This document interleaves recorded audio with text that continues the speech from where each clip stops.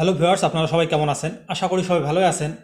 তো আমরা আজকে দেখব যে আমরা মাইক্রোসফট উইন্ডোজ 10 বা উইন্ডোজ 7-এ কীভাবে ব্ল্যাঙ্ক ফোল্ডার তৈরি করতে পারি। অর্থাৎ এই যে আমার একটি ফোল্ডার নাম দেওয়া আছে আইটি র্যাকিং, সো আর একটি ফোল্ডার এটাতে কোনো নাম দেওয়া নেই। সো আমরা আজকে দেখব যে আমরা নামহীন অর্থাৎ নাম ছাড়া কোনো ফোল্ডারকে কীভাবে তৈরি করব। এটাও কিন্তু একটা ফোল্ডার, আমি ফোল্ডারটার ভিতরে ঢুকলাম, এটা কিন্তু কোনো নাম নাই ফোল্ডারটার। সো এরকম ফোল্ডার আপনারা কীভাবে তৈরি করবেন আজকে আমরা এই বিষয়টা A to Z দেখার চেষ্টা করব। তো আজকের ভিডিওটি শুরু করার পূর্বে যারা এখনও পর্যন্ত আমাদের ভিডিও স্টুডিও চ্যানেলটিকে সাবস্ক্রাইব করেনি তারা এখনই সাবস্ক্রাইব করে নিন এবং পাশে থেকে নোটিফিকেশন বেল আইকনটি অন করে দিন। এতে করে আমাদের আপডেট দেওয়া সমস্ত নিত্য নতুন ভিডিওর নোটিফিকেশন আপনি পেয়ে যাবেন সবার আগে।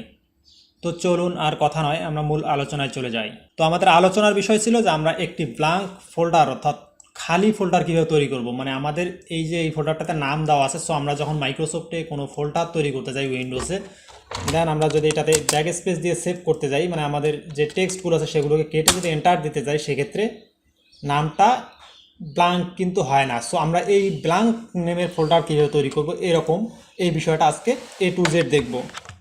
তো যারা উইন্ডোজ 10 বা উইন্ডোজ 7 উইন্ডোজ 11 ব্যবহার করেন তাদের জন্য ভিডিওটি অনেক ইম্পর্টেন্ট, যে আপনারা খালি ফোল্ডার কীভাবে তৈরি করবেন কোনো নাম ছাড়া, তারা অবশ্যই ভিডিওটাকে A to Z কন্টিনিউ করতে থাকেন। তো প্রথমে আমি আমার ফোল্ডারগুলোকে ডিলিট করে নিচ্ছি। নেওয়ার পর আমি এই যে এই ফোল্ডারটি অথবা আমি এটাও ডিলিট করে নিলাম। নেওয়ার পর আমি প্রথমে একটা ফোল্ডার ক্রিয়েট করে নেব।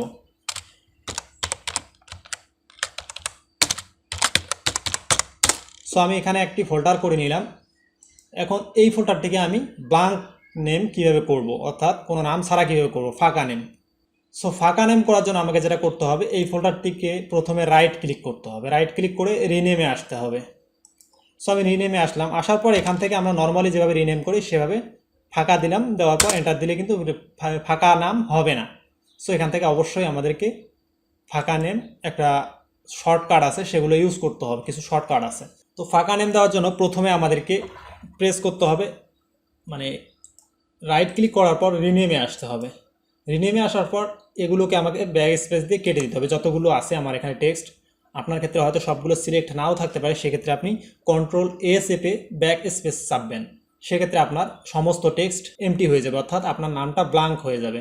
দেন আপনার যখন ব্ল্যাঙ্ক হয়ে যাবে, এখান থেকে নামগুলো যখন আপনার সব কাটা হয়ে যাবে, তারপরে আপনি যেটা করবেন, কিবোর্ড থেকে আপনাকে চাপতে হবে F2, দেন অল্টার বাটন প্রেস করে ধরে রেখে আপনাকে চাপতে হবে 0160, দেন এন্টার দিতে হবে। এন্টার দিলেই আপনার নামটা সম্পূর্ণ ব্ল্যাঙ্ক হয়ে গেছে।